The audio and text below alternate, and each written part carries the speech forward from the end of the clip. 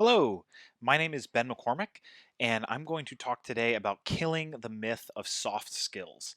Now, I'm not going to kill all the myths about all the soft skills, but I'm hoping this ends up being an informative and helpful conversation for you. So, before I continue, quick plug I have a newsletter that I send out each week that covers topics that are similar to what you'll hear in my talk today. You can sign up at ben.support/news. All right, on to the talk. While back, I shared a demo of one of these stories that you'll hear today at Full Story. And this was the comment that one of our engineers shared in Slack. And it made me think about how some of the skills that we take for granted, such as emailing or working with customers, a lot of these skills are a lot harder than they might appear on the surface. And of course, it was extremely validating to hear this from a coworker. So I wanted to talk about that today. To start, we'll just kind of get an idea of what are soft skills and what are hard skills. Soft skills are things like communicating, influencing people, giving a presentation, sending an email, presenting yourself over a phone call. Hard skills are things like being able to write code, being an HR expert, being a lawyer, or lawyering, as I might like to say, and those are all hard skills. So every job is going to have some mix of soft skills and hard skills. But a lot of times we present soft skills as if they're less valuable than hard skills. So, a couple myths that we might look at. You might say she's a good seller because she's so charismatic, but you don't look at all of the attention that she puts into sourcing her potential clients and all of the preparation she puts into a demo. Or you could say anyone can answer support tickets without looking at what it really takes to be able to respond to a large queue of support tickets with high quality responses. Or you say all we care about is how well you can code. Forget the level of design that goes in to producing high quality code or even being able to communicate clearly in a code review. Or a fast response is a good response. Yes, we care that it gets out the door quickly, but it also needs to be of high quality. So I'm going to take the position that all soft skills of any value are actually hard skills. These soft skills take time, they take experience, and when they become hard skills, they become valuable hard skills. So the area of soft skills that we're going to look at today is written communication. And so I'm going to work through a few examples of written communication and give you a couple tools that you can walk away with to hopefully help you improve how you communicate in writing to turn the soft skill into a valuable hard skill. I'm also going to say your brand as a company will live or die based on your written communication. Of course, there's other things too that are important, but this one's pretty important. You have written communication in your communication individually with customers or prospects, and you also have it all over the copy of your app if you have a product or on your marketing site. Written communication is everywhere, so everybody has to do this well. So let's start with our first example. We had a customer write in that asked, "Can you please tell me why you changed our plan from $89 to $349? We've been charged at the higher rate for the past 6 months, and this was really quite surprising." And let's look at our response. "Sorry for the confusion. It looks like another admin upgraded your account last year. I'm connecting you with the best person at Full Story to find the right plan for you." So we're going to look at this response in depth and try to understand it. And that brings us to our first tool that we're going to put in our toolbox, and that is project your brand with a rubric. When we ask, is a response quality? Is that a quality response? There's lots of different ways that we can look at that. There's lots of different checkboxes that we can look at, different criteria. And I'm going to suggest that you want to take your brand's values and use those as a rubric. So in this case, our brand's values are our watchwords of empathy, clarity, and bionics. And we're going to work through each of those to see if this is a quality response.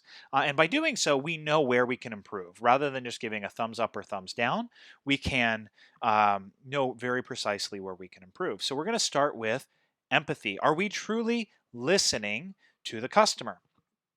And insofar as we're addressing the confusion, providing details about what happened, and offering to connect them with somebody else, well, yes, we're not only answering what they asked for, but we are anticipating potential future questions.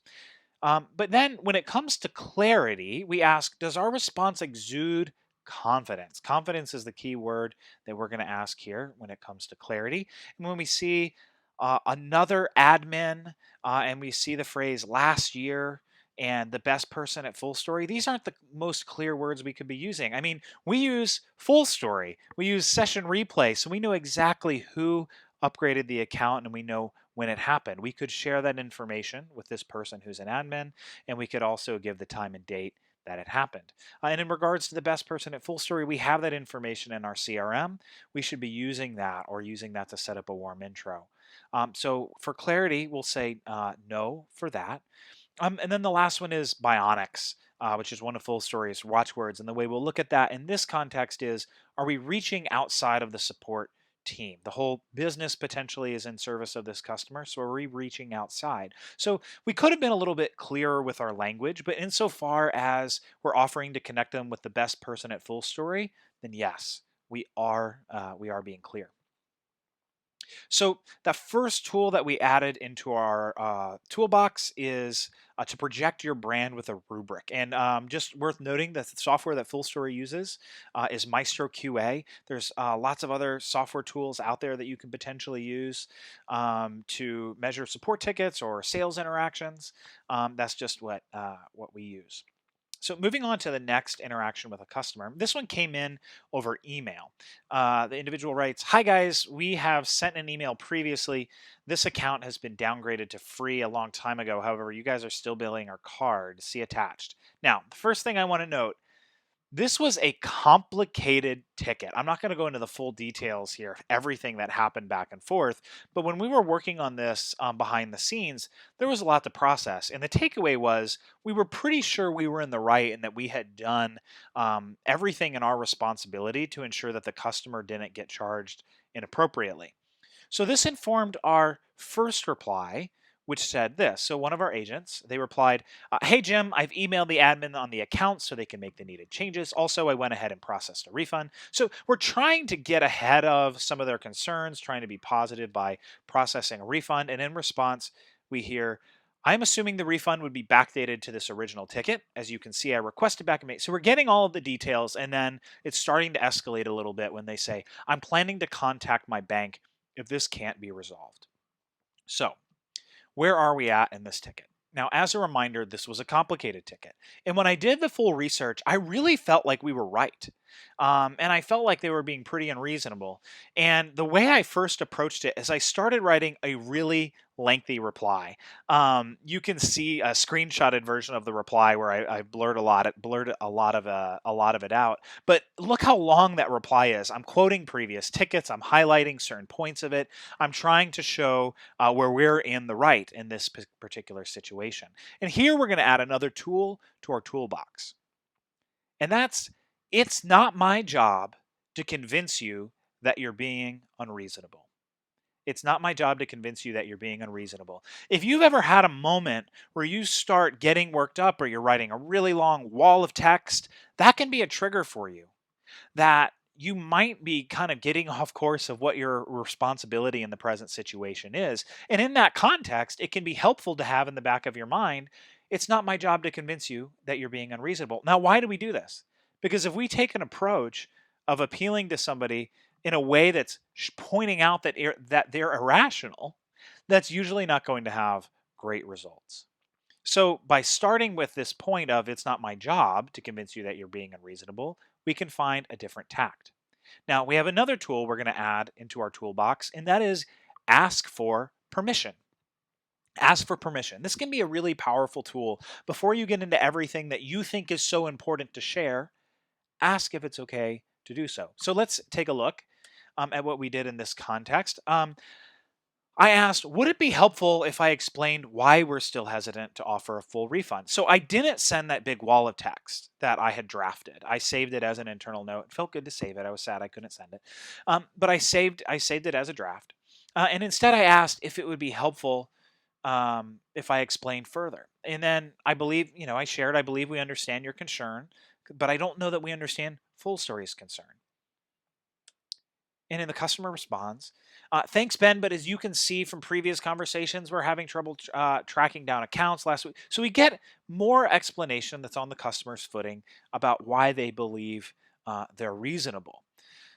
So why wasn't the request honored last week? So I continue to push back gently.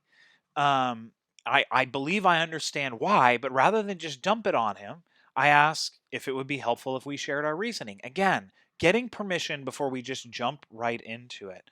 And the reason, I do share the reasoning behind this because I believe it gives us a common ground to talk about refunds. And he responds, happy to find common ground. Now, this is giving us the permission.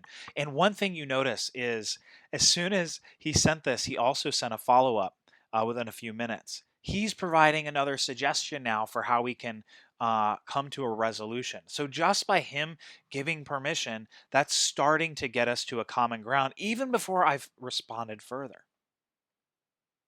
So when I got back to him, now this is where I start getting into my wall of text, getting into the details. Of course, change the language. The situation has changed a little bit, but it starts getting into getting into the reasons. And his suggestion was actually really good. We were amenable to applying a credit to a different account, so that's what we did. And of course, I said thanks for bearing with me. We care that we are able to see eye to eye. Um, and he says, appreciate you working that through that with me, Ben. So what would have happened if we had just sent the wall of text in the beginning? That kind of shows that they're trying to be that they're perhaps being unreasonable on their end. Would we have gotten to the same level of resolution? And I suspect not.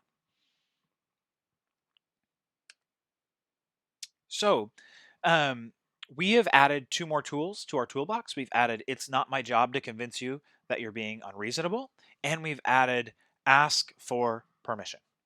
So you'll see, you probably will notice these come up in the next example as well, where we'll introduce some other tools. So moving on to this next one, this was one that came up on Twitter. I've changed the language here a bit, but this is the basic situation. But we saw a public tweet where somebody is calling us out for shutting off recording when a customer hit their quota, and it's the language is a little bit charged here. So you could be afraid to kind of jump in. How do you respond to this publicly? Who wants to jump on a call with them? But I had a thought, and this brings us to another tool in our toolbox, and that's that anger is really just a form of passion, just pointed in a direction that you would rather not have. If somebody's angry about something, if a customer is angry about something, usually it means they really like your product or service. But it's just directed in a way that's negative. So if we work, we may be able to turn them around to get that passion redirected back in a positive, enthusiastic way. So let's take a look at that. So you can see the top of my email here. I'm not showing the whole thing, but I had asked, were you getting the notification emails and all of that? And the response is, I was on vacation, as people do, ending with, I loved full story, but this is unacceptable. I'm tempted to go to another recording product. So you can see here that we're not really in a place of reason. He's still pretty emotionally charged, and that's okay. We're not going to fault him for that. We're going to try to meet him meet him where he's at. So we're going to pause here, and I'm going to do a quick pop quiz. So I'm going to ask: is the situation here that Full Story's product isn't awesome, Full Story's service isn't awesome, or Full Story's company isn't awesome? Based on what he has said, think about that for a second and think about what you would answer. Okay, the answer is I am not awesome. Imagine being in this person's shoes. They have, my hypothesis is they are actually really excited to be a Full Story customer, but expectations were either misset along the way, or they had a different idea of what Full Story did in their mind, and we let them down when when recording was shut off, and they had the feeling of, I can't believe I chose a company that acts in this way, and I don't feel so good about themselves. It's not so much about the business, how we're acting, our product, our service, or our company. It's about how they're feeling in that moment. And if we can address that, and if we have that in mind, then we have an opportunity to try to draw out the passion that we expect they actually have for our product, service, or company. So let's add that tool to our toolbox, which is I am either awesome or not awesome. We want to get them to I am awesome. And I would just quick plug. I got this idea from, and even that pop quiz comes from a talk that Kathy Sierra gave at Business of Software 2009. If you Google those words, you'll find her talk. It's excellent. The whole thing is worth watching. She also wrote a book later on called Badass Making Users Awesome. If you want to explore this particular topic in depth, you can go down that rabbit hole. So when I responded back to Steven, I'm saying I wanted to jump on a call. I thought that might be a good tact. Calls can be a really good way to get a high bandwidth channel for empathy, so you can get on a common ground and then get back to talking out of reason. Um, he wasn't having it. I'm still frustrated with the business's religious devotion to immediately shutting off recording. And so at this point, I'm like, what do? I offer to get on a call. That's usually one of the better ways to connect with a customer. So what do? So I try a different tact here where I say, I notice he used these words religious devotion. And I asked, could you clarify your use of those words? You used it I'm struggling to understand exactly what you mean here. Um, and he's saying, I was referring to your decision to create friction. But this line here, you tell me, now we're starting to get to a standpoint where we're starting to receive an invitation to kind of share our side of the story. Things have started to de escalate enough that we can start to find common ground. And so I respond to his question, is this a feature or a bug? Both. And I admit we really messed up the customer experience here based on everything that the customer has shared and in reviewing their everything that happened. And now I am getting into the wall of text, another wall of text, sharing kind of our position, how our business decisions led to that particular situation, and how we're not really devoted to the way we're doing it. And it sparked a lot of internal debate. And would you like to see some mock-ups of what we've been thinking about? And a lot of this, it's not, it's really just to invite him into the conversation, to validate his emotion and be like really invite him into our reasonableness. That makes sense. I appreciate your honesty and candor. Thank you. Now we're really starting to connect. And he offers to see the mock-ups of what's being proposed, and the conversation continues. I threw this slide up here to represent all of the other pieces of the conversation that had been removed, but we had a lot of back and forth. Where we showed him the mock-ups, he validated them, said what he liked, didn't like. It was a good conversation, and it ended with, I think this is the third company I've been a part of where I mandated we use full story.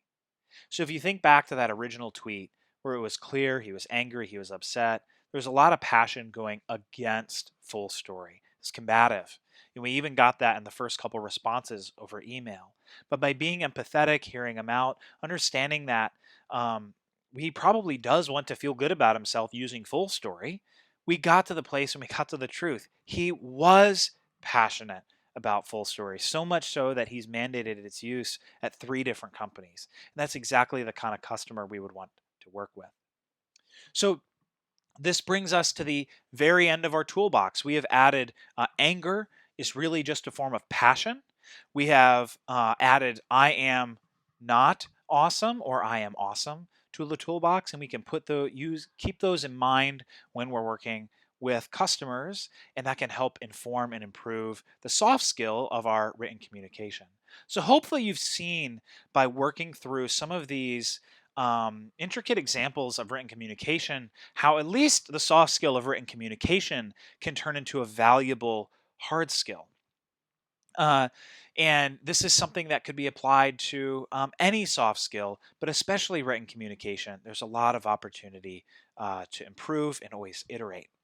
And lastly, I'll say this: if you've enjoyed this presentation, I write about this kind of stuff a lot. If you go to ben.support/news, I send out a newsletter each week where I have all kinds of thoughts about customer support, customer experience. It's called Customer Etc., and you can get it at ben.support/news. Thank you.